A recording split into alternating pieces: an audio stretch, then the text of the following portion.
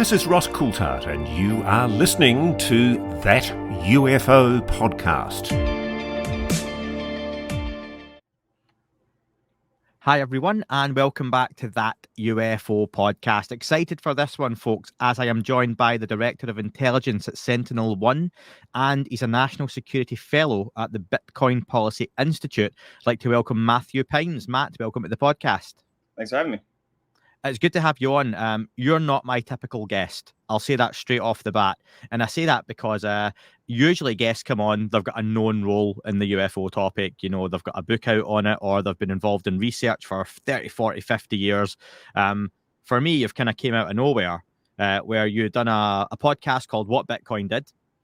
You were on for 2 hours with the guys on there discussing all kind of geopolitical situations, Bitcoin, crypto. The last 20 minutes, though, seem to go viral and catch the imagination of a lot of folks online. I'm sure you've seen the clips shared over and over again. And straight away, lots of folks got in touch with me to say, get this guy on. Really, and you spoke so well on that short 20-minute clip, really well on the UFO topic, that I thought I had to get in touch with you. So here we are.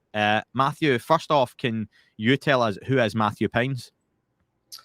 Yeah, certainly. So I guess brief background, right? So I studied physics and philosophy as an undergrad at Johns Hopkins. I was going to be an academic physicist until I decided working in academia wasn't the life for me. You know, did a hard pivot in grad school over at the London School of Economics, where I did a master's in philosophy and public policy. Again, basically stalling while I forgot the rest of my life. Came back to DC, was sort of my sort of home base. Got a fellowship at the National Science Foundation for 2 years, helping support grant programs across economics, decision, risk management sciences, and sort of started to figure out what I wanted to do. I sort of stumbled into doing consulting for the government, working for a small business that had contracts with the U.S. government to do essentially exercises. That was sort of the initial start of the company, essentially war games of all sorts of, low probability, high risk, high consequence scenarios. Sort of evolved through that company, doing a lot of different work as a consultant for the government, mostly in sort of that lane of assessments of sort of tail risk scenarios, doing exercises, but also doing sort of more analytic assessments of national preparedness, thinking through how prepared is the government for all sorts of bad scenarios, both natural disasters, of course, traditional things, hurricanes, pandemics, earthquakes, but also big catastrophic other scenarios involving, say, nuclear war, cyber attacks, other sorts of major disruptions. So I've jumped around through a lot of different programs and did a number of projects, including assessments of emerging technology, sort of field experiments, et cetera. So I've sort of spanned a lot of different domains in my career. I left doing government consulting to join a small startup that was focused on delivering kind of management consulting services at the intersection of geopolitical and cybersecurity risk to multinationals and critical technology companies. A few years ago, I became the director of security intelligence for that firm called the Krebs Stamos Group. And so most of our clients are sort of multinationals, some critical technology companies that either have, direct exposure to sort of geopolitical risk, nation states that are trying to target them, and generally speaking, advise them on sort of geopolitical risk and cyber threat intelligence. And so that company was acquired by Sentinel 1, which is a publicly traded cybersecurity company. Everything I'm saying here is my personal opinion, not the company's opinion.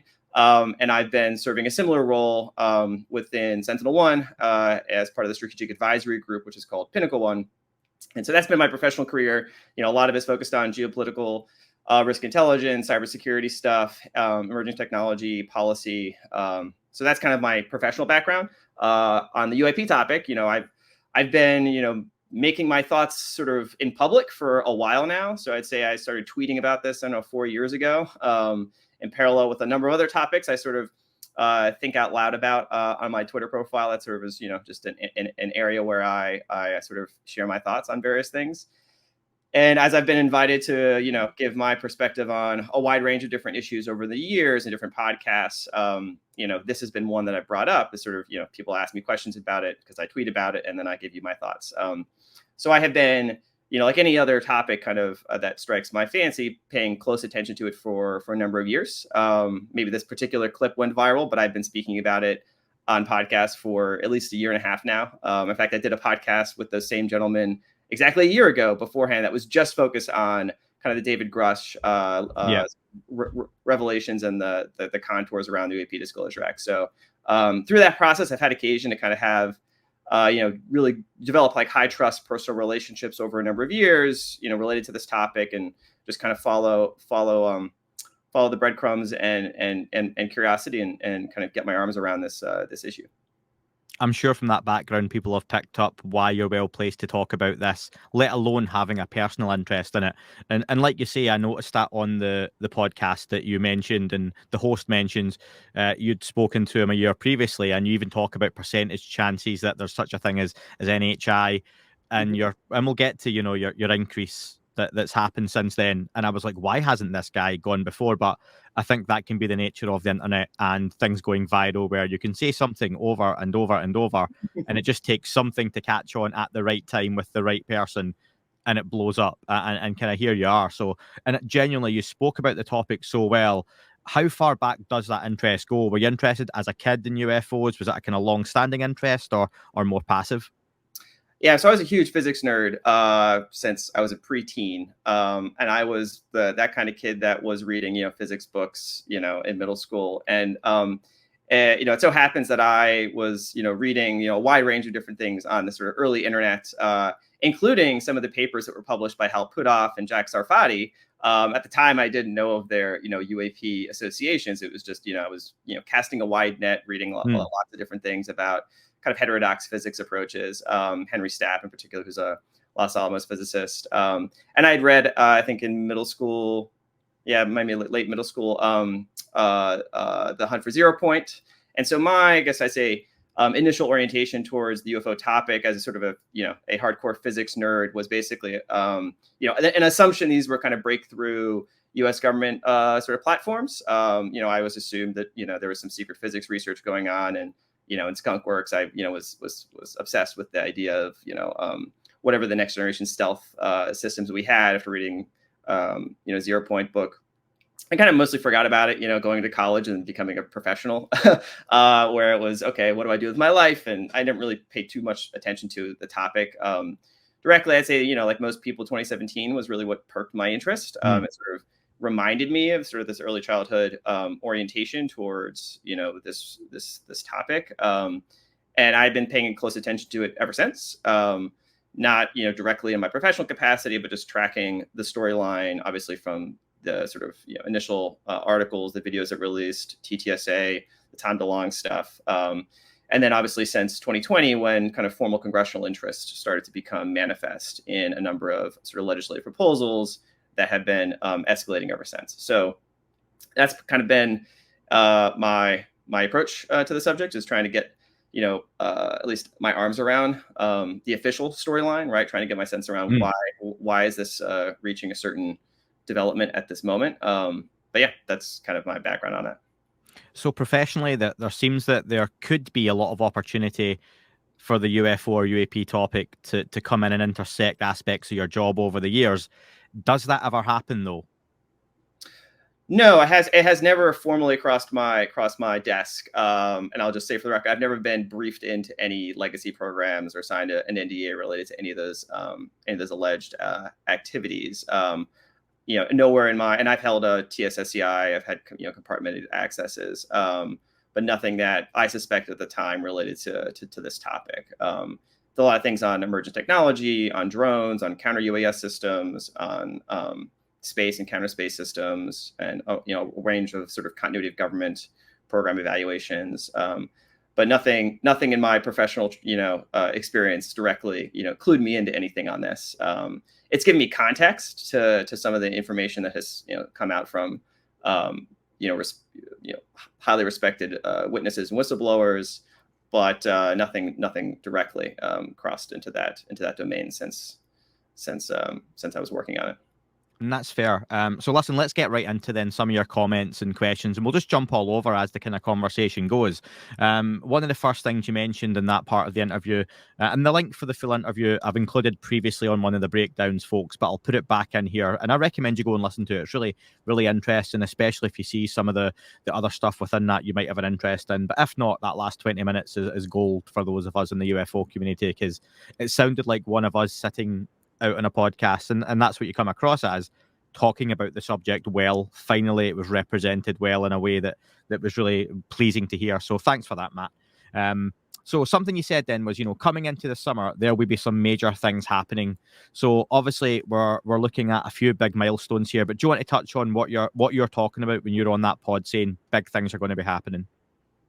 Yeah, so the context is sort of where we are in, what has been, I guess, colloquially termed kind of this process of disclosure, and, manifested by kind of official actions, right? And so paying attention to what is, really going to be like the linchpin of any future official movement is legislation, right? And so the context for this year is what sorts of inside and outside activities are in motion or could be in motion to help get the UAPDA passed this year. That seems to be the fulcrum of effort. Obviously, last year was sort of a first wave of pressure, starting with Grush and then Carl validating it, and then the introduction of the UAPDA, senior co-sponsors, bipartisan fashion, obviously got stripped down pretty significantly in the House in conference committee.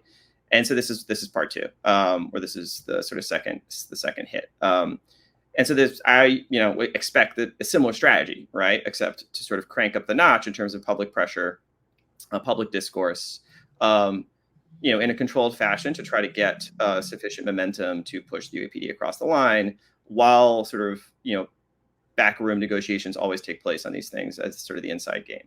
So I think to that end, I think some things are coordinated, some things are just happenstance in terms of various, say, documentary projects that at least I'm aware of have been in the works for a while. Of course, with all sorts of in the media business, right? You could be close to the final cut and still be months away from actually releasing. So I know those are on the calendar, but those things can always get pushed, months. Obviously, Lue Elizondo's book is the one sort of high confidence release date. We know that's coming out. I think through the leaked versions of some of those chapters, we know he's going to say some pretty eye-opening things, and he's going to go on a book tour, and he's going to be fully unmuzzled to say a lot of things that he hasn't been able to say publicly for the past 2+ years. And so I think that will draw renewed attention in sort of you might call mainstream media discourse and sort of the political discourse as we head into a highly charged presidential campaign season. And yeah, so I think there will be an increase. These things tend to sort of swing. We'll sort of see a kind of an upswing in the tempo and salience of this topic into the fall. I think the primary objective of that is to try to get as much key provisions in the UAPDA passed out of the conference committee in the National Defense Authorization Act, and then give whoever the next president is kind of the mandate to appoint or to nominate those members of the review board and sort of shift into a different regime. Let's pick some of those points out then, and you've very nicely set up my next 4 or 5 questions, so thank you for that. So you mentioned that UAPDA was gutted last year. Namely, there's a lot to it, but the two big hitters are that presidential review board, where there would be 9 nominated expertise, that would be looking to take through all the records and try and work out what's here, what can we disclose, how do we do this. And the second was eminent domain, where essentially the government can go in and take back anything they see fit related to UAP. And that could be if Matt Pines has a piece of craft alleged to be given to him from Jacques Vallée, they could come into your house, take it, and you can't do anything about it. But also big private aerospace, people at Brandon Fugel and Skinwalker Ranch, they can come in, take your stuff, and you can't say no. Those are gone. Those were gone, but they're back in this time. The bill's going through exactly the same as it was before. Does that make sense to you, putting the bill back through exactly the same? Well, I mean, it's all politics and the tactics and the dynamics between the personalities on the sort of Senate Select Committee Intelligence and Senate Armed Services side and their sort of key staffers in the House side. My understanding, and I think some folks have said this, is that there was a debate about whether whether the Senate revises or sort of punches up some of the definitions, some of the text. That might require additional wrangling internally on the Senate side to get some of those original co-sponsors on board with those changes. And like anything else, right? Once you've got something that everyone agreed on previously, there's going to be some amount of transaction cost and friction to make any changes. And I think Senator Rounds has stated that, this was about just getting something that they could get over to the House side and say, we're committed to this again. We want to negotiate in good faith. We haven't, moved the ball the way we want to move the ball, and let's like take at least a consensus step forward in this direction. So, far be it for me, watching on the sidelines to sort of second guess those internal political calculations. I think, as written, the UAPDA would be a milestone, pretty dramatic fashion. I think, obviously you could probably tweak things along the edges, but just getting that passed as is would be a pretty watershed moment. So I would imagine that from the Senate side, that's the overriding objective. How much does the outcome of the presidential election affect the progress of the bill? As it's trying to go through right now, it seems there's a whole lot going on. And from the outside, the US election is fascinating to watch because it's such a battle of personality rather than policy, as it maybe has been in the past. And I know more about US politics now than I do UK politics. I'm not massively into politics just because how much coverage we see of it on the TV. And it has become this battle of the personalities now between Kamala Harris, Donald Trump. How much do you think that's taking away, or could that potentially help this pass, but then also get this enacted as well? Yeah, and I am in the heart of the beast in DC, unfortunately. So the pathologies of our political system are manifested every day. On this topic, I would draw attention to some of the findings and declarations language in the UAPDA itself, which mentioned that evidence indicates that legislative and executive oversight has otherwise been lacking on these programs. So elected officials in the executive branch have not been briefed in. There are two, elected officials in the executive branch, the president and the vice president. So that implies to me the Senate is making a clear statement that from the evidence and testimony that they've been given, that they've inspected, that motivated the UAPDA, and they codify that in a pretty stark language. When they set that out in the findings and declarations, like each one of those bullet points carries a lot of weight and setting a pretty strong signal. And a key piece of that signal was essentially that the current vice president, now the nominee for the Democratic Party, has not been read in, has not been made aware of these programs. That's essentially what the Senate said. Now, I can't speak for Vice President Harris in terms of how she might feel about that. I don't know if she's been, told about that or how much she has any awareness of the subject. I think I think my default is that she doesn't know a whole lot, even though she was on the Intelligence Committee. She was a relatively junior member. That from any, I think a large portion of the political motivation here on both the Senate side and the potentially in the White House side is a sense of, wait, we're supposed to know these things. We're the ones in charge. I need to know these things. I am in charge. It's an ego thing. It's a power thing. It's a first order, right? And so I can imagine, if it's President Harris who gets, or Vice President Harris who wins the election, that an element of that might be in play, and she, might decide to assert herself in a fashion that she hasn't yet. Donald Trump, is a wild card on almost any topic. So it's hard for me to, handicap what a disclosure process would look like under sort of either scenario. I think there are elements of this though that are going to take place. I think the reason why the UAPDA is important is, from the Senate's perspective, is it kind of helps them get this hot potato and sort of toss it off to an independent group, right? And that also helps the White House, right? It's sort of it's a technocratic kind of bureaucratic maneuver to essentially take a very fraught, very difficult, very sort of politically sensitive and national security sensitive issue and set up like a separate, independent structure, nominally part of the executive branch, but having sort of an independent status, authorities to unilaterally to declassify with the president's sort of override, mandate, testimony, under penalty of perjury, give, request subpoenas, and obviously inspect facilities and make disposition determinations on any technologies of unknown origin and biological materials associated with that. And so I think everyone has an alignment of interest to a certain extent at the political layer to establish this independent group and sort of, hand this hot potato off to that group. and then have them kind of charged with, really getting to the bottom of it, coming up with this controlled disclosure campaign plan, sort of a phased, more deliberative disclosure process. And then questions that come to the White House or questions that come to the Senate can just be sort of punted over to this review board. There's a process, there's a timeline. We got serious people, they're looking at it. I can sort of, punt that question. So, like you say, Kamala Harris, we don't know if she gets in. That's to be decided what she would do and how she would handle it. And I appreciate the way you've put that across.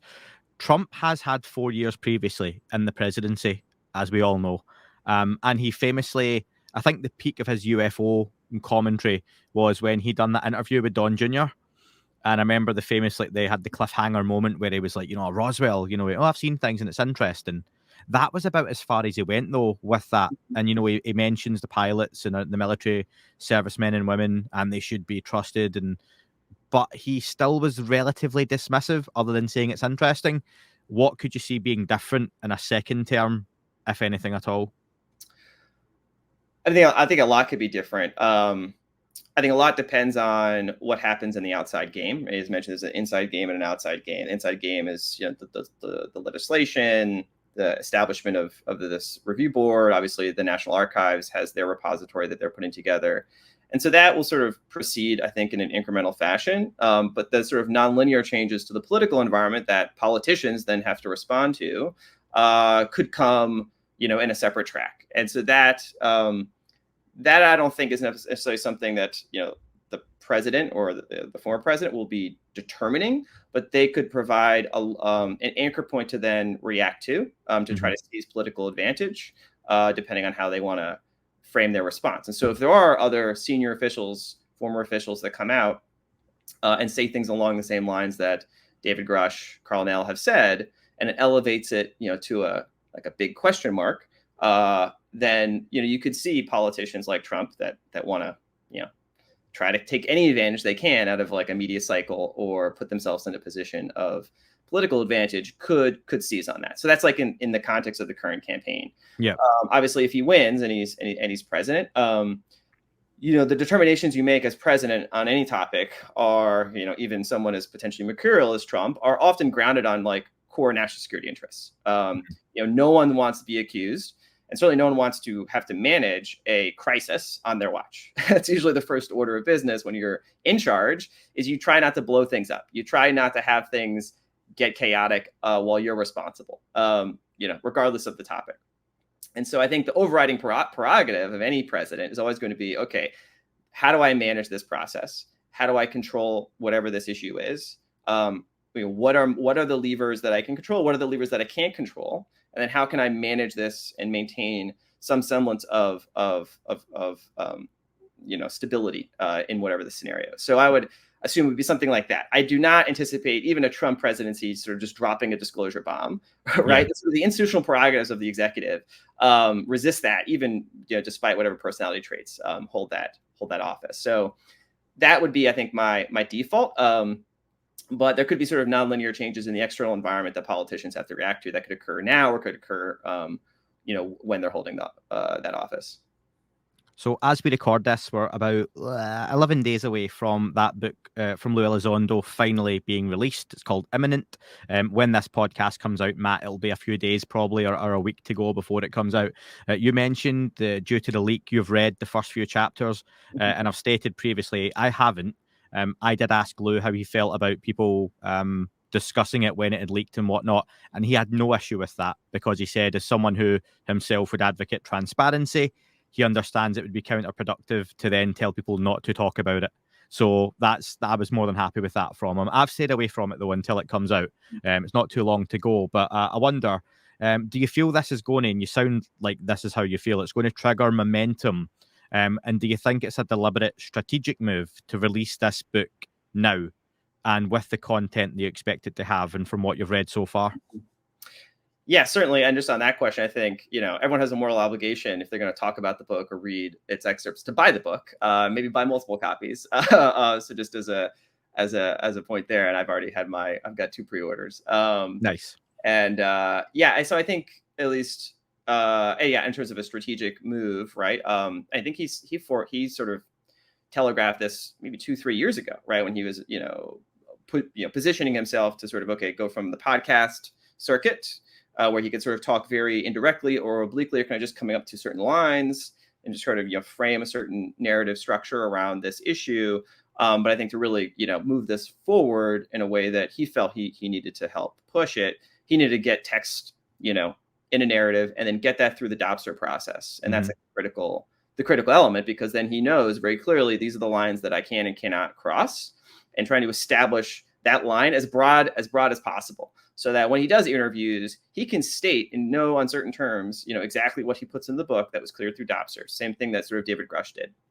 And that allows him to, go and do, things like he did with 60 Minutes, but instead of, saying things in a slightly more indirect fashion, he could just kind of come hard in the paint. And someone with his professional bona fides, and now having essentially a media and publishing, team behind him, I think we've had that thus far in sort of in this broader topic. And it might be supplemented by other folks, sort of endorsing or validating some aspects of his narrative story. So I think it'd be a very important book. I mean, like anything else in our modern media cycle, right? Like, we are living through pretty highly disruptive and chaotic times. We've every week you have like a hard pivot in the national narrative on like a critical question, whether it was presidential candidates dropping out, attempted assassinations, stock market sell-offs. You've got every other day, you've got something that grips the headlines and makes people panic. Could be, a war brewing in the Middle East, the next thing. So you're competing for attention in an environment where there's enormous amounts of events that are popping off daily. So I don't know how it will, propagate in the media cycle, but I think it will have an effect in the minds of key individuals inside DC. So, especially with your background, and I don't want to bastardize these questions, because I know I can see the titles in your job, and I know the very, very basics of what you do. So I won't pretend to understand. But given your view on the global scale and the climate you mentioned, it seems there's a crisis every single day. The UK right now is a mess.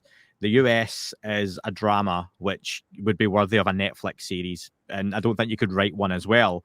I don't think we're far off getting real life Squid Games happening at this rate. I wouldn't be surprised. Do you feel this would be a good time for disclosure to really ramp up and happen? Or is it a time where it would just get lost in the shuffle? Well, so my mental model of what you call like the disclosure process is exactly that, as a process. And the way I sort of think about it, and this might be a bit wonky, but I'm a physics sort of math nerd, so this is how I think about things, is social belief formation is a process of sort of ideas spreading through networks, right? And people have a variety of networks. They have sort of personal networks, high trust networks, people that your family, your immediate close associates, people that you would go and have a beer with, that you would talk with, that you're in a signal chat group. There's like kind of this you model kind of the connection points of how you receive information and how any individual sort of forms a belief about any subject. It sort of goes through two different key mechanisms in my mind, and sort of I'll graph this out of the UAP kind of disclosure processes. In any network, you kind of have two key dynamics. You have sort of percolation, which usually happens through clusters of sort of high dense sort of connections. So you have like clusters, say in the UAP community, of people that talk with each other, they share information. They're all deeply interested in a particular subject. Information travels through and kind of gets validated among a sort of a small cohort of individuals. And usually there are bridges then that connect different sort of those small local clusters on any given topic. So like you can imagine, if you modeled like the UAP topic, right? There are sort of UAP podcasts, UAP influencers, then there's sort of people that maybe aren't as public, but also have kind of their high trust network connections to share information, try to validate perspectives on certain things. But those are kind of, so information percolates through those clusters in a discrete fashion. Kind of, it goes to this one cluster, it spreads through those links to other key clusters that have sort of interest in this particular subject. And then there's a separate process of like diffusion, right, which is much more indirect. That sort of diffuses from those high dense clusters to indirect connections that aren't part of those clusters. And so that's people that are just sort of casual observers of the UAP subject that aren't a part, that don't regularly watch, UAP podcasts, that don't like follow all the influencers on Twitter, that are just sort of paying attention to whatever happens to kind of diffuse into their information feeds. And so that is sort of how I model this, any topic, but the UAP topic in particular, is sort of how people with this information, the folks that want this information to come out, are sort of choosing, both of those mechanisms and trying to figure out which mechanisms to push in different forms. So you can imagine the strategy early on with, say, Lue Elizondo to the Stars Academy, Jim Semivan, going on UFO podcasts, et cetera, was essentially the percolation strategy, right? Which is folks that are already deeply interested in the subject, that are positioned to kind of receive this information and kind of digest it and then share it. It spreads through those sort of high trust clustered, networks, but it doesn't really diffuse that much. It diffuses only maybe, indirectly through, say, like 60 Minutes presentations or the occasional New York Times article, the debrief article, these big high profile discrete events that sort of shift the broader Overton window for the larger, social network that's consuming, all sorts of information. And so I think it's an interplay between seeding certain information to spread through those high trust, to percolate through those high trust networks, and then ever so often kind of shifting the framework that the broader network can digest this information so it can diffuse a little bit further, right? And diffuse it. So that's, I think, how, if I model like this whole process for the last, 8 years or so, it seems to have been kind of a mix and match between those two things. So it seems like there is no one that I've encountered that wants like all this information to come out and wants everyone to believe it tomorrow, right? Because that would be potentially very socially disruptive. If everyone all of a sudden woke up tomorrow and went from not believing this is true to believing this is true, well then, like any other environment, people discount the future based off present information. You could have radical changes to how people discount the future, and that could lead to, social, economic, financial disruptions. So the best case scenario is to, how to slowly sort of acculturate different parts of the social network to this information. Folks that are disposed to it, naturally, by their psychological inclinations, their personal experiences, et cetera, they can kind of get on board first and faster without as much disruption to their, to the worldview, to their personal sort of lifestyles, and then, a broader diffusion strategy for the rest of the population. So that seems to be what's been happening, and sort of my assumption is that will continue for the next few years. I think that makes sense, and I think we do need to look at years still in terms of some sort of process. I still think James Webb Telescope will play a part in that process, and if you want to train a global population that there may be something here, or an NHI, or whatever you want to call it, then finding something really far away and confirming we have found something really far away, but not saying it's coming here. Literally, we found pollution and lights on a planet, in distant star system. Then the questions naturally start to come from people that, there are aliens. Well, yeah, but they're on a different planet. They're too far away to get to. We can't get to them. Yeah, but could they come here? And then that could be an escalated drip feed. But I could still see the James Webb playing a big part in that. Is that something you could see happening, or is that still too much of a leap? I mean, a natural and logical course to present information on this subject would be to start with, say, biosignature detection, right, in a distant system. And of course, that would fit the existing scientific paradigm and our research strategy with Kepler, with James Webb, with a number of other kind of astronomical projects underway, with the explicit objective of detecting biosignatures. So the whole research paradigm that is fully institutionalized and normalized to search for life on other star systems, to identify biosignatures, to understand kind of the chemical and biological precursors to life, looking at possibilities of panspermia, inspecting formations on Mars and Europa and meteorites. That would be like a very obvious first step. And then it would be a natural step from that to detection of technosignatures, right? Whether that's certain fast burst, whether it's a certain characteristic signal, or a structure like a megastructure detection around a distant system.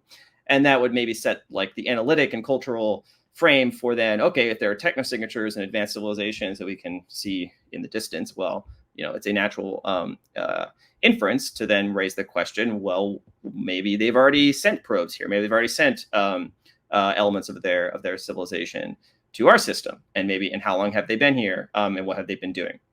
That would be a natural sort of sequence. I don't know if that is the sequence that's going to play out. I'm not sure there is a they that's like that is in a position to orchestrate, that sequence of revelations in a controlled manner, so that the entire astronomical and research community is basically told, first you detect this and then you detect this. At least my understanding of, I've looked and I've talked to a lot of people, is this, so the scientific community and lots of these communities, these aren't systems that would just really, respond to a top-down directive, Sure. and aren't necessarily good at keeping those sorts of secrets longer term, and sticking to a coordinated plan between thousands of individual researchers, all with their own telescopes. So it is a natural sequence if you were like in a position to like master orchestrate a sequence for maximal social digestion of this information. But it might just be the case that our current institution scientific frameworks and bureaucracies just can't actually execute that like ideal sequence. And so what we might get is something different. We might get is something a bit more haphazard, a bit more jumpy. I mean, if you just look at the David Grush revelations, right, before that, a priori expectation would be they would first just set up this independent group inside the Pentagon, independent in air quotes, group inside the Pentagon, to say they're taking it seriously, investigate pilot reports, try to reduce the stigma and the taboo, say we're going to integrate, multiple sensors with the specific sort of phenomenology and kind of requirements built into the collection process, and we're going to investigate it. We're going to, be serious about it. We're going to report it to Congress. We're going to, gradually make it, a thing we can talk about in terms of objects displaying anomalous capabilities and a formal procedural, analytic and reporting, framework around that. And then gradually get to the point that we can say, yeah, we're actually seeing real things that travel, and display anomalous properties. And we assess that it's not in the inventory of our adversaries and it's not a secret US government program, ... Right. Which is sort of kind of, I think, the track. And then, of course, David Grush comes in and says, legacy programs, crash retrievals, bodies, and kind of scrambled that narrative. Right. It wasn't like that was a linear progression. That was a nonlinear jump. Right. Yeah. And I just think, this is the way things work out. Like history is contingent and messy, and there's no master plan. But I think there is a directional effort to get some of this information to be more widely accepted. But I don't think my expectation at this moment is it's not going to necessarily follow this, what you might draw up on a whiteboard in terms of this astrophysical discovery. Oh, that opens up people's minds, and then they can absorb this other information. It might be a bit more, nope, we just jump into that conversation directly. So one of the things, or two of the things that may help then, are those documentaries you mentioned. And this is quite a big discussion point, or has been an underlying discussion point in the UFO community now for a while. And I can't remember the first time it came up. You mentioned two documentaries coming out, one of which I'm assuming is going to be James Fox, the program, which we know is due. I think it's going to be probably early next year before we see that, just with James putting out his updates and whatnot. Looking like it's going to have first-hand witnesses, we hope, from some of these programs. I'm guessing in that shadowy background sort of thing we're used to on TV shows, like when Bob Lazar first came out, for example, and discussing perhaps their roles.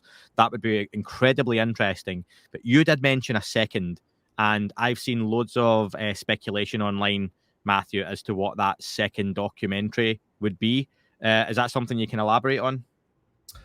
I don't think I can share too many details about it. I'm not in it, but the information about it was shared in strict confidence. So I'll just say that I'm aware that there is a very serious second documentary. It might have overlap with James Fox's documentary, which I think will be very compelling on its own right. At least my understanding. I know he's working very hard on it as a documentarian. It takes a lot of work. Yeah, I believe there's a second documentary in the works. The timeline is, like any documentary, kind of subject to revision, but it is, on track, sometime this year is my understanding.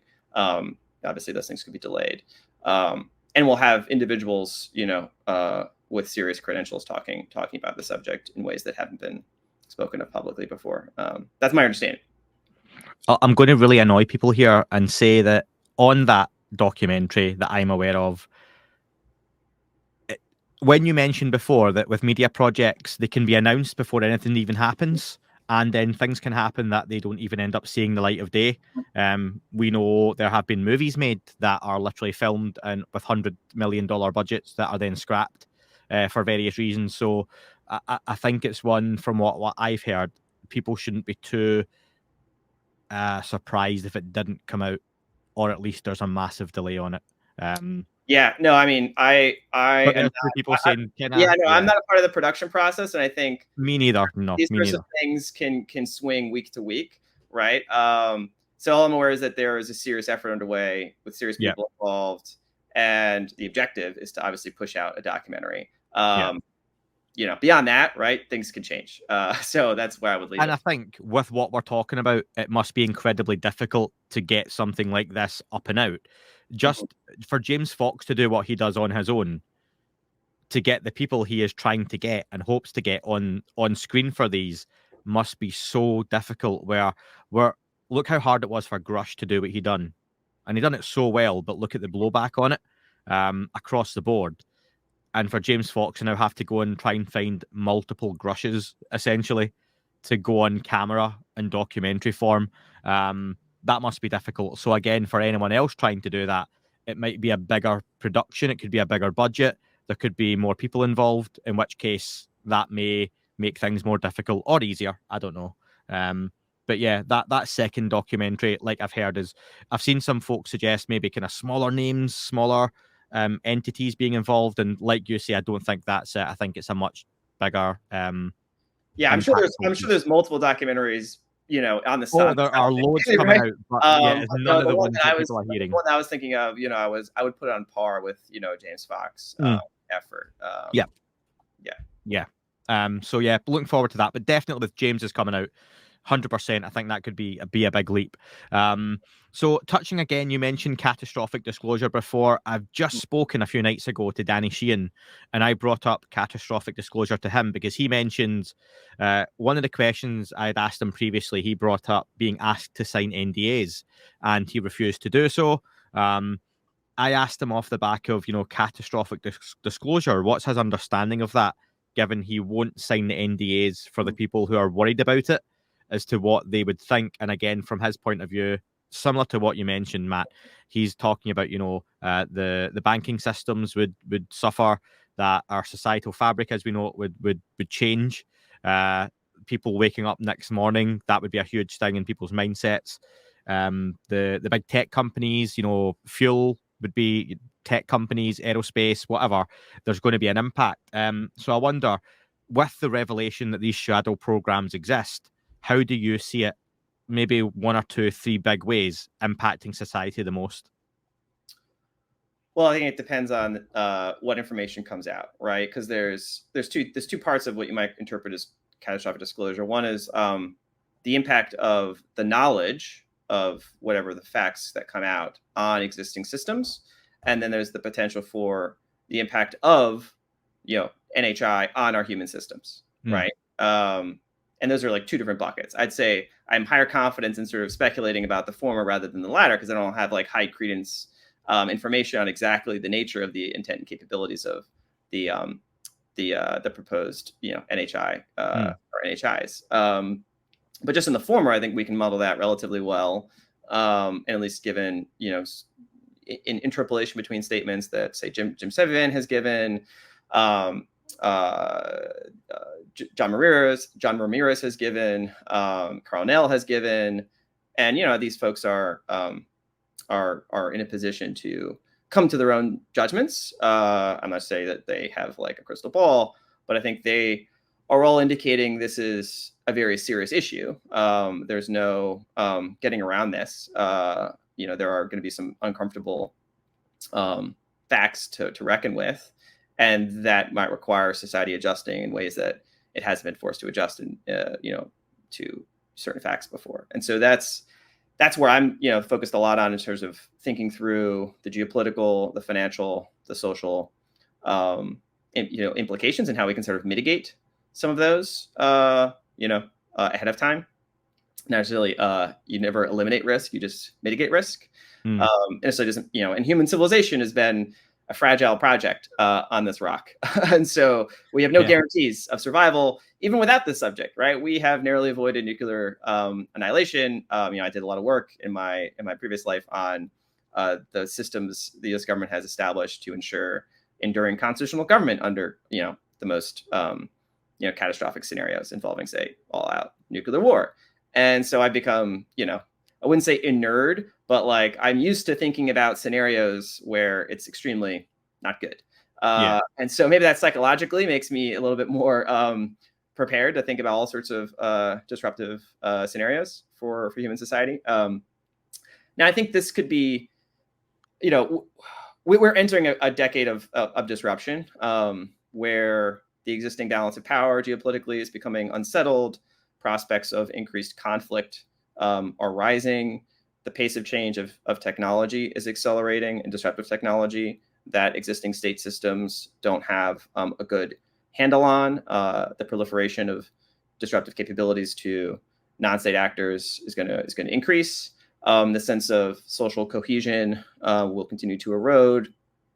So we're entering a period, NHI aside, of increased strain on the social, geopolitical, economic fabric. And so we're going to have to find a way through this decade, regardless. You could imagine scenarios where this discussion helps maybe reinforce some, maybe decaying anchors of our institutional paradigm and refocuses attention on things, and maybe binds social groups together in a way that they're currently at each other's throats. That might be a bit Panglossian, but at least it's a potential. And I think how we make decisions on how we approach this subject in a serious, professional, and analytic fashion, in context where it isn't dismissed or ignored, are critical. Because if you just ignore it until you can't, you're not going to be, you're not going to have the mental or conceptual sort of framework or furnishings to get your arms around it. And so I think different parts of society, both are, academic, obviously the Soul Foundation has been pushing this direction, but also finance, risk management. We need to think about these disruptions that are going to be coming in from all the different directions. I have I wouldn't say I'm a pessimist or an optimist. I say I'm a realist and a pragmatist. And I think, human choices, still have a role in our future. I think there's certain folks in corners of, whether it's high society or sort of technology accelerationists, that just want to hand human will to the machines, and inaugurate a new paradigm where we become sort of epiphenomenal to our own futures. And I think we should resist that as much as possible, and try to center human will and agency and responsibility. And so, I at least that's how I'm trying to anchor my view here. But that was a bit more philosophical. No, sure. And have you been fortunate yet, or have you managed to meet any of the leaders of the UFO discussion at the moment, whether that be a Lue Elizondo, a David Grush, who did a talk on Wall Street, I know, some time ago, Chris Mellon, Gary Nolan, any of these? Have you had any direct conversations with those types of people? I have not met those individuals directly. I've had a number of face-to-face and in-person connections with folks similar to them and close to them. And so but I'm not trying to kind of position myself as like at the center of the story. And I have like resisted trying to become like a UFO influencer. I've basically been driven by professional curiosity, and then as I've gotten more information and developed high trust relationships, those people introduce me to other people, and I'll give them my thoughts and my perspective on this subject. And if they want to introduce me to somebody else, I'm happy to have further conversations. And just through that kind of chain of introductions and discussions and conversations, it's sort of through that network, gotten somehow into this world. But I'm not trying to fish for any particular information. If they want to chat, I'm always happy to chat. Share thoughts. I guess my only objective, narrow personally, is just to try to get my head around a wide range of these different issues, so I can at least form a coherent picture of the future. as much as I can, and then try to navigate, myself, my family, my clients, and through whatever my public discourse supports kind of the larger social orientation towards this issue. I wouldn't say I have like enough sufficient inside information to chart like what I think the disclosure process should be. But I think it's going to be weirder than people think, right? And my background in physics and philosophy is like prime me to think about like deep questions. And there's like two core mysteries that I think the UAP subject will force us to reckon with that are deeply entangled, which is the nature of the structure of physical reality, right? We don't have a fundamental theory of physics, so we don't really have like a consistent mathematical framework that allows us to understand the relevant degrees of freedom that we could maybe technologically exploit or another civilization could technologically exploit. And the other key mystery is consciousness. We don't really have, I'm not a physicalist materialist.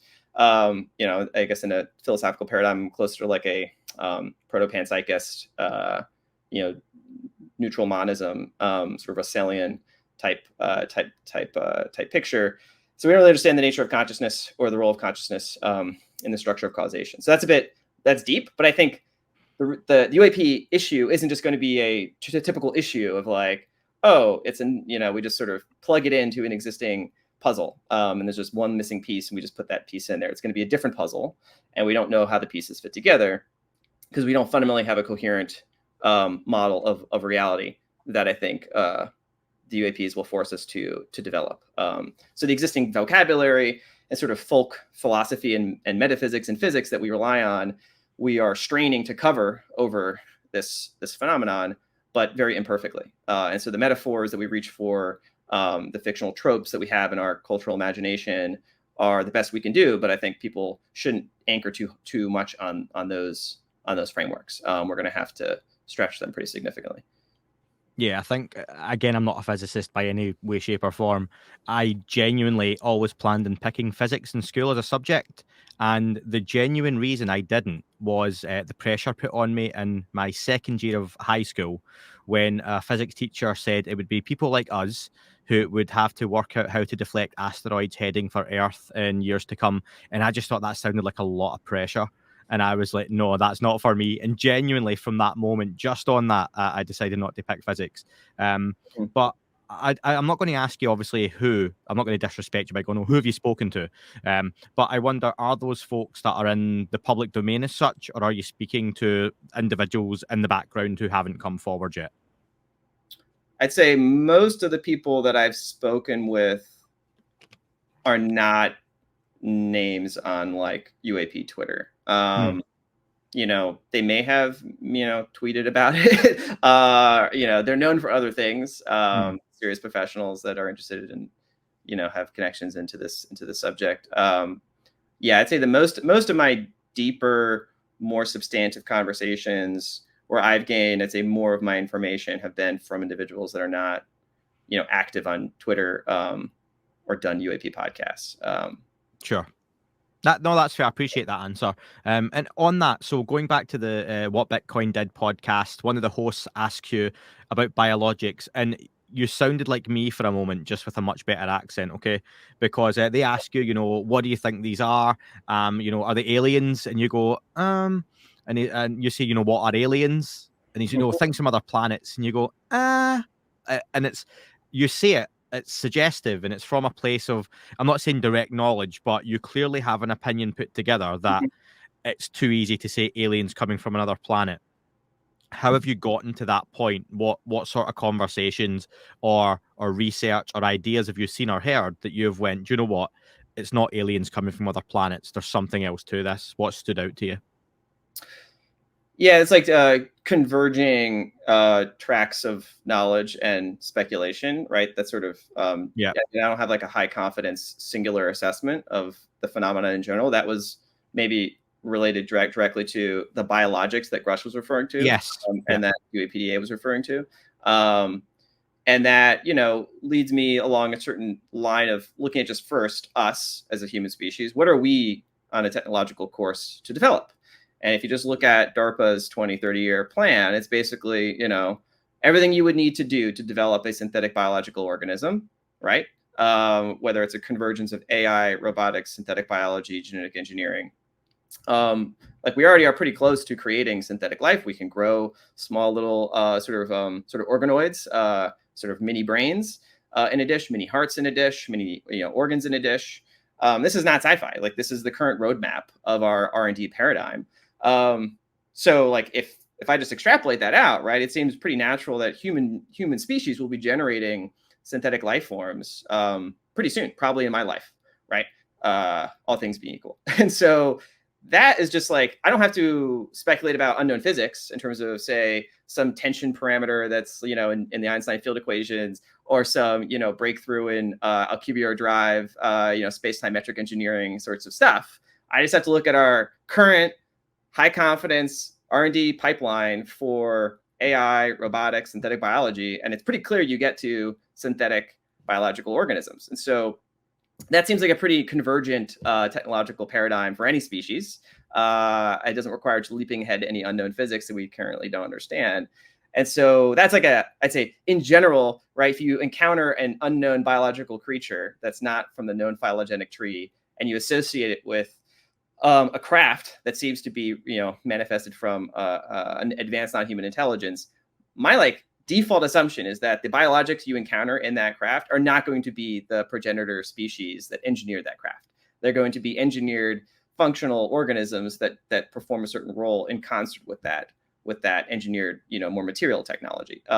That's basically our current technological track. And so that's like the baseline, like a priori reasons. And of course, there's been folks maybe giving more hints along that line, whether Gary Nolan has talked about them as like biological avatars. And I respect his opinion. He certainly is close to the subject. Yeah.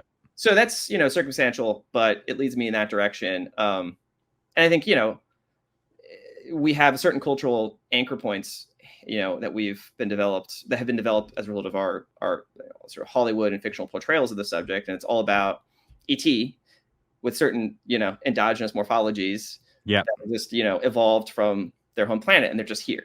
That could be, I'm not eliminating that as a scenario, but at least, it seems more likely if we were embarking on similar expeditions, we would be engineering all the materials going along with that.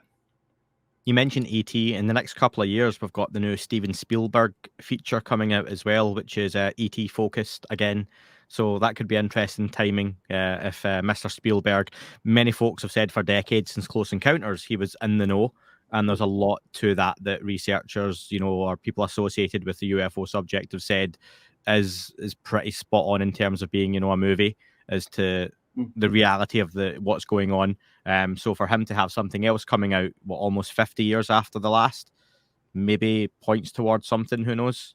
I mean, yeah, there's a great book. Most folks that I know haven't read it. It's kind of didn't make much of a splash, but it's called The Kryptos Conundrum by an author named Chase Brandon. And he was a former senior CIA officer. And he finished his career as the senior CIA liaison to Hollywood. And then he retired and he went out to LA and became a script consultant, script writer. But he wrote a fiction novel and I think published in 2012, if I recall, which essentially is a fictional portrayal of the 20th century and sort of near future of the CIA, intelligence community, layered in with essentially the Roswell alien plotline. So it's a sci-fi book. But his epigram at the beginning is essentially sometimes truth can only be told through fiction. I'm aware of certain elements in that book that he brings in that had to do with programs that I had touched that are non-public information that he sprinkled in and layered in with fictional materials that would be, you wouldn't be able to discern what was true or what wasn't true. And it is an interesting book, and it has been recommended to me by individuals as something to read on the subject. And that's the interesting reason I bring it up is that the protagonist in the book, who's kind of the CIA super spy that has an encounter and has special abilities and is sort of managing this program in the government. One of his collateral duties is to shape cultural portrayal of this subject throughout the 20th century, to sort of seed certain storylines and kind of fictional tropes to steer and implant certain ideas about the subject. So I'm not saying that's what Spielberg is doing, but it is consistent with kind of the wink coming from the guy who wrote this book, who that was his actual job. And I know someone who worked with him in the agency who said, he had a very unconventional career. This is coming from someone who themselves had a very unconventional career. So I was literally writing down as you said that. What was it? Chase Brandon. Chase Brandon. Okay. Yep. And Crypto's Conundrum. Conundrum. The Cryptos Conundrum. The Cryptos Conundrum refers to an actual statue in the center of the CIA that has a ciphertext embedded in it. That's a part of the plot. So I've made a note. So thanks for that one. I'm sure other folks out there are going to now message me going, what was that book? Who was the author? So I'll say it for a third time, folks, so I hopefully don't have to tweet it or email it. It was Chase Brandon and the Cryptos Conundrum. So I'll have a look out for that. It sounds like a good one. Let's get to some listener questions, Matt, in the time we've got left, because I got so many through for you. So apologies. And I do mean that, folks. It was as soon as this came out, loads of you got in touch. So Dave Smethurst asks, and you'll have to speculate a little bit here, Matt. There's lots of rumors regarding something happening in 2027. What does Matt think of these, and has he thought what it may be? And obviously we hear a lot about some things coming, and we hear predicted years and whatnot. So any speculation as to, is 2027 the date for anything? I haven't heard firsthand, enough information for me to live my life as if 2027 is some, inflection point. I certainly have heard enough information to feel as if we are prepared. We are entering a regime of accelerating change across many different dimensions, and this will be a key component of it. And I don't know exactly that will be associated with a date. I think I tend to resist, modeling the future as if there's going to be a before and after. Yeah. I tend to usually think that there, at any given point of an exponential curve, you zoom in, right? You can sort of get a sense of the immediate past, the immediate future being relatively continuous, although with a gradient. Just that gradient, accelerates over time the further you go up. But at any given sort of local point, there is a continuity between the past and the future. Only in retrospect or zooming out, right? Do you get a sense of just how, of a dramatic change, was in play. So that's kind of how I think this will happen. It will not feel like a before and after disruptive, thing. It will be ideally, at least, this is my, maybe it's a bit of a hope, is it'll be more of a process that unfolds and that you sort of adapt to it. Maybe certain institutions and psychological frameworks don't adapt as quickly enough. So where there's a lag, there could be risk and sort of a snap that forms. But I don't know if there's I haven't heard with high confidence of an invasion or something, or that there's an agreement that expires and then all of a sudden, things just appear. I know that's been part of kind of the lore speculation. I have not heard anything to directly confirm that. But I have, I've drawn strong inferences from the title of Lue Elizondo's book, Imminent. That's not an accident. I also draw strong inferences from just the pace of effort by serious officials in the U.S. government to put in place a framework for this, which they state explicitly, which is in order to mitigate the possibility of foreign technology surprise, to open up R&D and science technological development and in furtherance of the public interest, we need to have this disclosure process.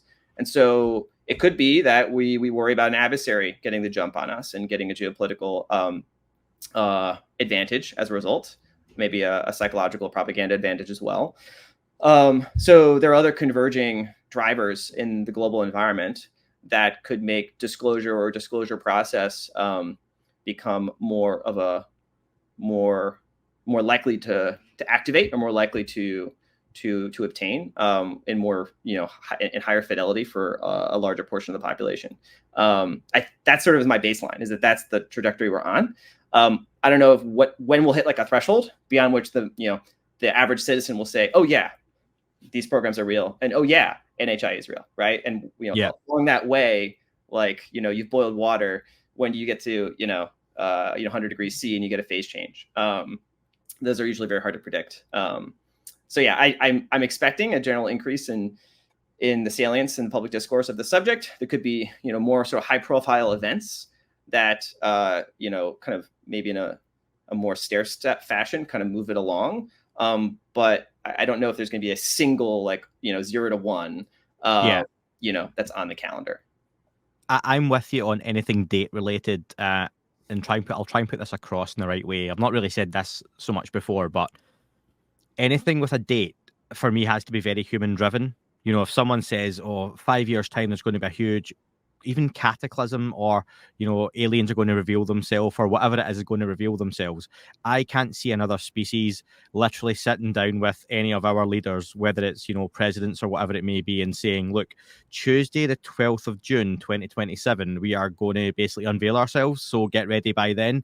That's just not happening. So anything with a calendar and a date is going to be human driven if they've set that for whatever reason. And like you say, that could possibly be that the US think they have 2 years to get ahead of this before China does something, for example, based on X, Y, and Z.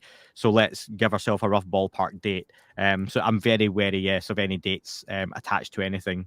And again, even like times, for example, the end of the world will be at 12 p.m. But okay, well, 12 p.m. is different places.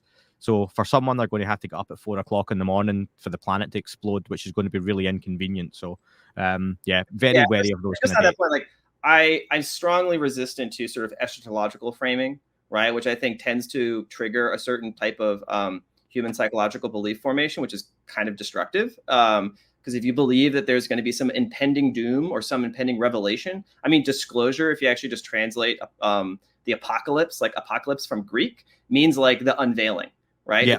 To disclose. So the language is itself a kind of eschatological language, right? That there's going to be an event beyond which there's some grand revelation. And, us as communities, as like people in the out group, the believers, will sort of have the "I told you so" moment. We will get the grand redemption. And the true believers may even be called up into heaven by whoever is this redeeming element. Yeah. That's a recurring pattern of human belief formation, and it tends to create, I think, potentially destructive, self-destructive attitudes. And often you get, cults that orient around such beliefs and, commit mass suicide. So I'm very resistant, even if it's true. I mean, I don't think it's true, but even if it is true, it's self-destructive to believe it, right? You have to really check yourself in spinning a certain vision that seems totalizing and imminent and the sort of it's very powerful. You have to always pressure test that idea 100%. and ground it. So that's just how I try to focus on this.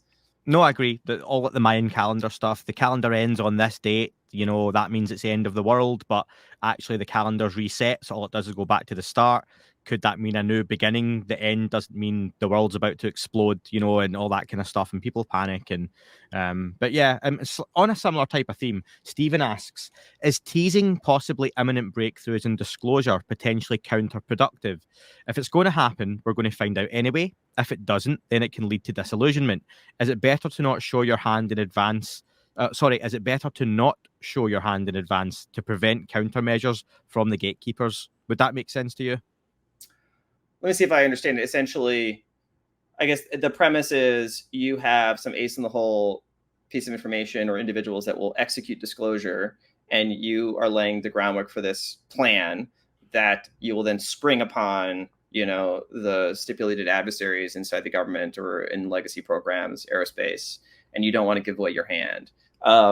If that was the case, that would have happened, right? It's I'm not quite sure that is the current state of affairs. I think the state of affairs is individuals that have experience with these programs that don't have all the information, but have some information, have come, in drips and drabs to other officials in the government with nominal legal and democratic responsibility over the public funds and official covert action and government research and development special access programs, and said, this doesn't seem right, and we need to investigate and get to the bottom of it in an accountable fashion.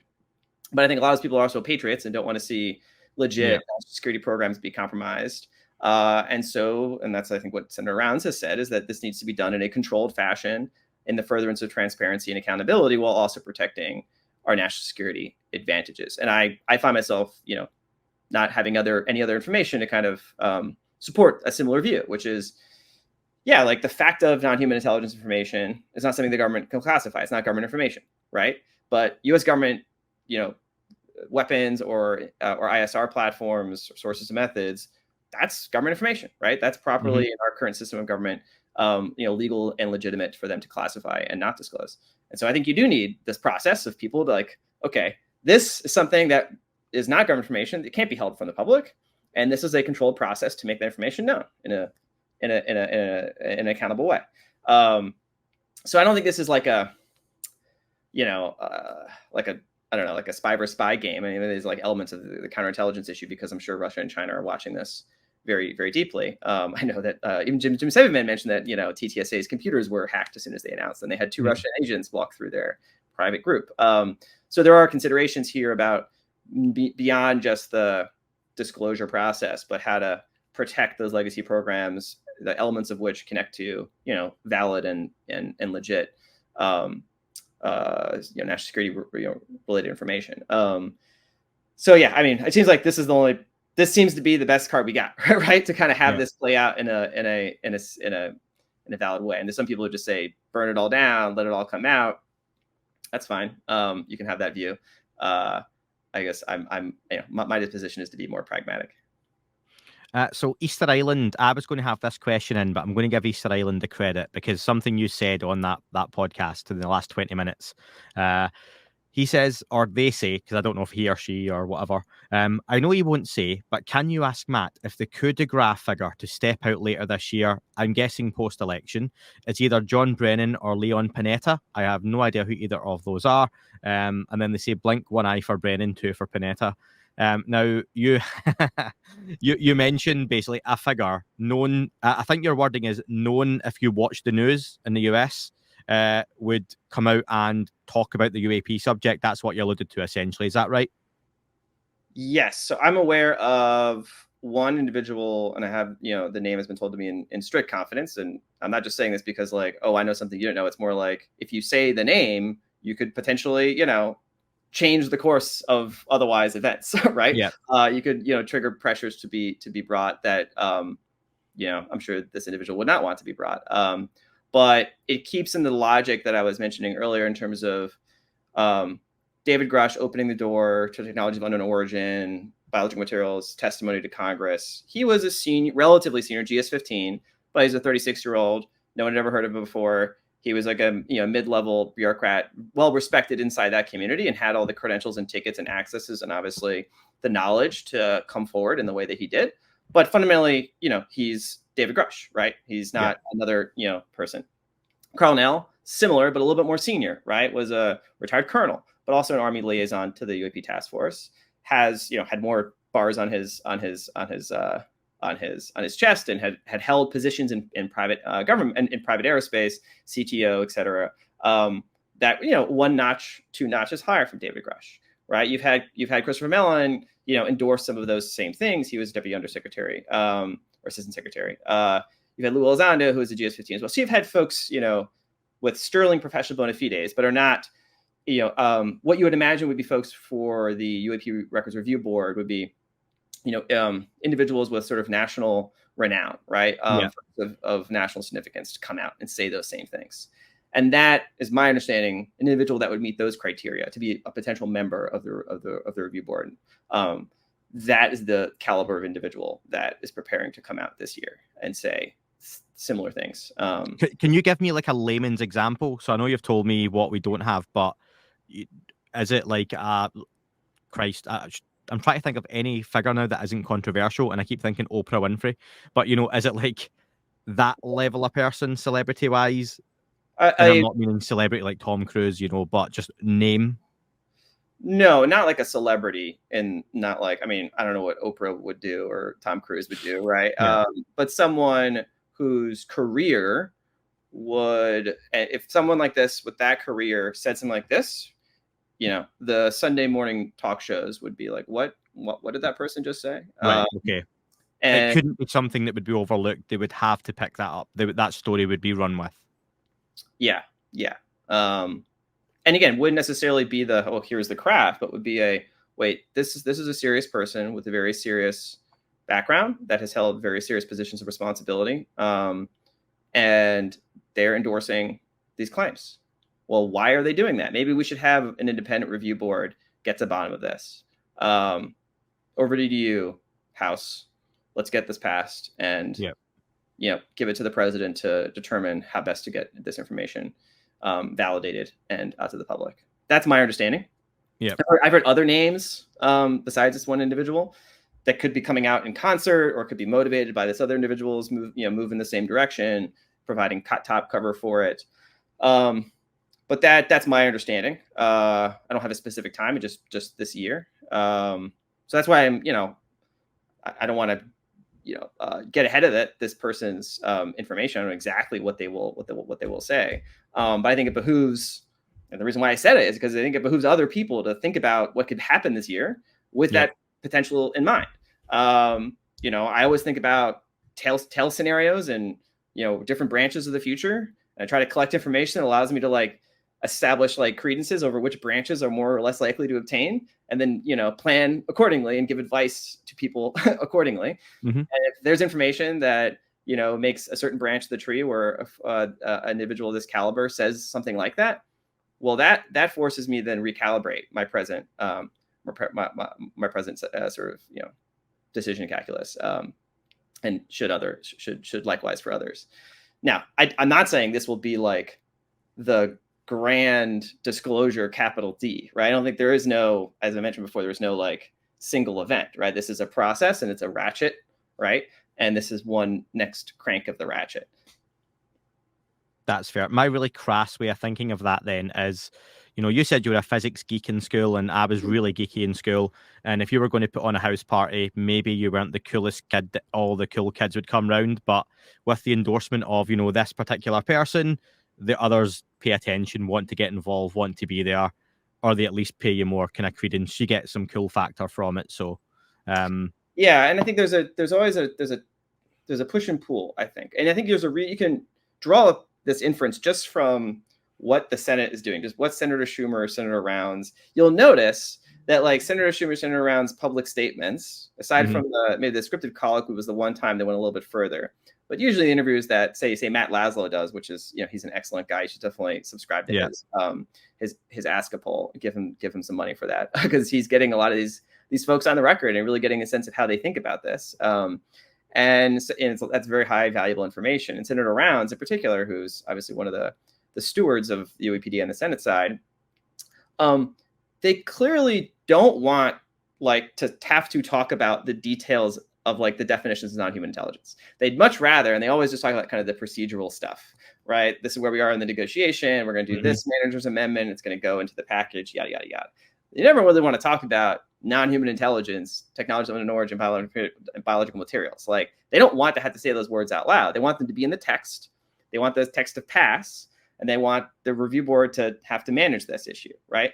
So they're trying to balance the necessary sequence of procedural and legislative actions to get this formal structure in place with not triggering a whole bunch of, media discourse, right? A lot of people ask, well, why hasn't there been a whole lot of coverage of the UAPDA? And I'm pretty sure it's because most of the senators that are sponsoring this have turned down requests from major mainstream media newspapers to hey, why did you introduce this bill? Why did you, put this language in there? I think there's a curious silence on that subject because they're trying to strike this balance. And I think there's other individuals that maybe are reaching a certain point in their life arc that are just nope, this is the time. I'm going to help push this along. I know the senators can't say this, but I'll say it and give them a permission structure and help politically get this bill across the line. That's my read of the situation. So on that, Kenneth Noisewater, great name, asks, can you ask Matt, when the next push to legislation potentially fails, are we looking at next year again? Or could you see at that point something else happening, i.e. more whistleblowers or hearings? What are your thoughts on that? That we've had this one go at it, it failed. Second go, let's say it fails. Where do you see things going? Yeah, I think there's always alternatives, between individuals making certain calculations personally. At least I think there are folks that might be willing to come out publicly that haven't yet, if that fails, just to try to push this along. There's a separate track I know in the House, which is enhanced whistleblower protections. So they might be coupled scenarios in terms of UAPD fails, whistleblower protections also fail, or just UAPDA fails, but whistleblower protections go through. right? And I think, there's certain folks that want enhanced whistleblower protections. Yeah. And that might determine exactly how much information comes out from additional individuals. And this is maybe a better question for folks like Carl Nell and Lue Elizondo. Because I think, at the end of the day, there's also civil society here. And certain of this information is not government information, and can be pursued in independent tracks. I know there's lots of, investor interest in this subject, and a recognition now that sort of the taboo has fallen, among I think a sufficient number of folks, in positions in the power structure that haven't been traditionally paying attention to this, that now are, that you could see independent initiatives stood up to, of course, you've had things along this line, the Galileo project, but I think you could see an acceleration and expansion of those sorts of things, more and more kind of private sector activity on the subject, that pries things open in a separate way while continued government stuff happens. I have no crystal ball. This is a highly contingent, nonlinear thing that we're going through. So I make no pretensions to predict the future. But yeah, I think they're playing it the best hand they got, which is okay. Let's see, get the UPD across a formal structure. That's what everyone in power wants. Hand the hot potato off. If you don't get that, I'm not sure there is much of a controlled process anymore. That's what Carl Nell said. Will be an uncontrolled process. And the definition of an uncontrolled process is you can't really predict it, right? So at that point, lots of different things could happen. So something we've not touched on at all, from Cat Deer Duck, they ask, risk management is a large aspect of investing. Why isn't managing risk taken into consideration when the University of Ica in Peru are also doing disclosure by peer reviewing the non-human intelligence evidence? Of course, this is them talking about the Nazca mummies. Why? I take it you've followed that element of this story that's been out since last year with these mummified bodies. What is your take on it, and why maybe haven't these had the splash a lot of folks wish they had? I mean, I've tracked it, and to be honest, I kind of was overwhelmed by the competing narratives at play, and I have limited bandwidth and cognitive energy to get to the bottom of things, and that's just something I haven't been able to put into a sufficient amount of analytic energy. I know some folks that I respect are paying close attention to it, or spending a lot of time and actually some resources to help support some of that research. But yeah, I'm sort of fundamentally agnostic and just sort of waiting for someone to come out with a declarative set of uncontested facts on the matter. Until then, I see it as maybe all power to them, right? Anyone who wants to pursue interesting questions, go for it. It's not something that I have, apportioned enough of my energies for to have a high confidence assessment on at this moment. So that's all I got. That might be a cop out, but that's where I am. You're sitting on that fence. I'm not going to lie. Yeah, no, I am sitting on it. I just literally, because I've heard people that I respect that basically that utterly dismiss it. The individual associated with it being a fraud and these things being forgeries and the whole thing basically being a sham to raise money. I've heard that narrative. I've heard others basically saying actually there's a subset of some of these artifacts and that actually merit serious forensic pathological investigation and have meet a certain bar of plausibility to merit scientific analysis, and that may be being undertaken. I think there's folks that are pursuing that. I would say go for it, right? And I'll look to see the results. I haven't seen anything come out and say is peer review sufficient to say, oh, this is meeting a certain standard of academic evidence. I've seen people make suggestions in that direction. People doing analysis of CAT scans and other sorts of morphological anatomical analysis. I'm not an expert, so I can't adjudicate those. You have two experts all basically saying completely different things. Yeah. And, the rational response is sort of equipoise and suspending judgment, and then going off in other directions that maybe you can get more tractable. Awesome. Matt, so just to wrap up, I want to ask you one more thing. Obviously, you're a young guy. UFO topic, I think, needs more fresh new faces to it as well. I know you're saying you've done some stuff the last year or so, but would you be interested in sticking around in the UFO topic using some of your professional capacity? For example, if that presidential review board went into effect, would you be interested in a position on that if it was offered to you, for example? I'm not sure this is like the presidential hypothetical, right? Like I don't entertain hypotheticals. I mean, so my professional track right now, I maintain a lot of different irons in different fires. The core is essentially helping, C-suites and boards of directors navigate, geopolitical crises and understand their security posture. And that's intellectually stimulating, professionally rewarding. Certainly, if this topic were to, enter into this Overton window, I would certainly engage in it to the extent that I can in a productive fashion. I've sort of done that. Like, there's 4 topics. There's sort of China geopolitics. That's certainly at the center of sort of DC and corporate risk management focus. And of course, that's where the disproportionate amount of my time and energy and cognitive capacity is dedicated, because that's the center of mine. Obviously, it's where you get paid, right? Yeah. And the next is like AI. So AI, I've obviously done a lot on sort of AI emergent technology assessments and risk management. And that has now moved from sort of outside the Overton window, where you're like, okay, is AI going to disrupt our political economy? Is it going to create job losses? Could it actually create catastrophic risk to human society if it isn't aligned and it reaches certain capability thresholds? I now sort of focus on that as well, integrated with my current sort of professional capacity. The whole Bitcoin thing, again, I've been doing this for a number of years. Assessments of Bitcoin, national security, somewhat of a fringe niche thing.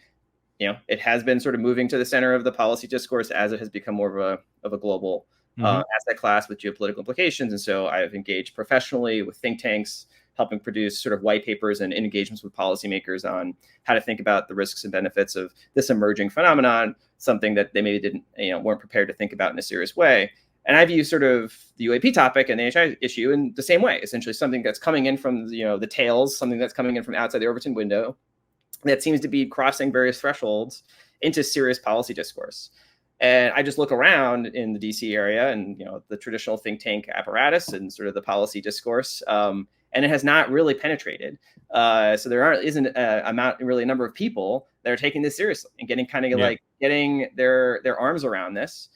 So if it does, if you get this review board stood up, I don't think there's going to be a whole lot of professional capacity in think tanks at Brookings, right? So the extent that I can support that, I would certainly love to contribute. I'm not sure I would drop my life and just do that full time. That would be a big jump. But I think that's the path that we're on. And this is where, I'm not trying to become a UFO influencer.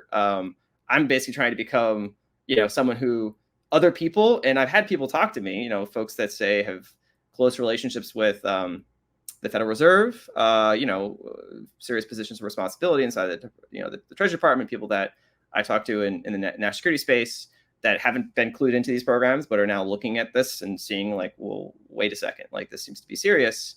And so I become a sounding board for some of those individuals. And I detect essentially a gradual shift among, very serious policy, technocrats essentially in different parts of the government that are looking at what the Senate is doing and what they're saying and what folks like Lue Elizondo and other folks that have strong reputations are saying. And they're like, wait a second, there's no one that I know of inside my bureaucracy that sees this coming. I would point at one example of this was a great white paper that the Sol Foundation released by Helen McCaw, who was a former financial stability analyst, senior person at the Bank of England. And, she was paying close attention to this topic and realized that, her colleagues that have responsibility for managing financial stability risk had no clue. And that's a problem, right? You can't just ignore it, right? It's people have a sense of taboo and kind of really it's a reputational thing. And maybe because of personal reasons, I haven't cared as much about that personal taboo or sort of social cost. I've never experienced it, and so maybe I just don't care. Maybe there's a little bit of arbitrage, right? Finding a space that because of those particular reasons other serious people have not looked into. So it's you just go there and it's kind of like a blank field, right? And you can kind of make a contribution without much competition. So yeah, that's kind of the motivation, and I see that continuing. There's a big gap essentially between the seriousness of the topic and the seriousness with which like the professional, like the PMC class that runs most of our bureaucracies and media institutions and think tanks, look at this. And I worry about that class actually more than anyone else in terms of adapting to this, because that class essentially in our society got to their positions of responsibility by having, assumed a certain position of authority and knowledge and competence to manage a certain domain. And so we put them as a position of responsibility. We ask them to make decisions about, financial risk management, national security policy. And the assumption is that these people know everything that they need to know to manage the risk and execute policy in their domain. And if it turns out that there's a whole set of risks and developments that they've just been ignoring, that they now have to like reckon with, that they've been dismissive of, that they now have to incorporate, that's a radical potential risk to our institutions. Like I think anyone on the street could be like, oh yeah, I get aliens are, whatever NHI things, the world is weird, probably true, right? Yeah. But then that person goes about their day, right? Whereas the person who's in charge of managing the payment system, the intelligence system, defense system, our healthcare system, these bureaucratic control structures, those people's worldviews, their sense of position in society could be disrupted. And we need those people to show up for work. We need those people to do their jobs and not to be like, taken for a loop. And yeah, so that's like, I think more folks like Helen McCall need to come out and actually like pay close attention. So that's basically what I'm just trying to do. Awesome. It's been really refreshing speaking to you, Matt. I'd love to get you back on when the time comes, because I think your position, your professionalism, your analysis, and do you know what? Your interest and passion for the subject kind of comes through. So that's really great to hear. So lovely speaking with you, mate. Yeah, thanks for having me. That is all for this episode. Thank you very much for tuning in. Don't forget to leave the podcast a review on your chosen platform. Apple and Spotify do make a huge difference to the algorithm. If you're checking the show out on YouTube, please don't forget to like and leave a comment on here as well. Any sharing you do is very much appreciated on any social media platform. And finally, you can listen to shows ad-free and sponsor-free in their glorious full versions by subscribing for less than the price of a coffee on Apple, Spotify. Just search That UFO Podcast Premium. YouTube, you can sign up and be a member, or you can do that through patreon.com. Thank you very much for listening, folks. It wasn't a tic-tac and not quite a saucer, more like a hubcap designed by Chaucer, a little baroque and quite steampunk, like Alice was playing bass for the Parliament of Folk. The little fucker hovered right outside of my window, and when I shoved out the screen, he made it an issue. I don't think he expected me to see his ass, but I'd had some champagne and smoked a little.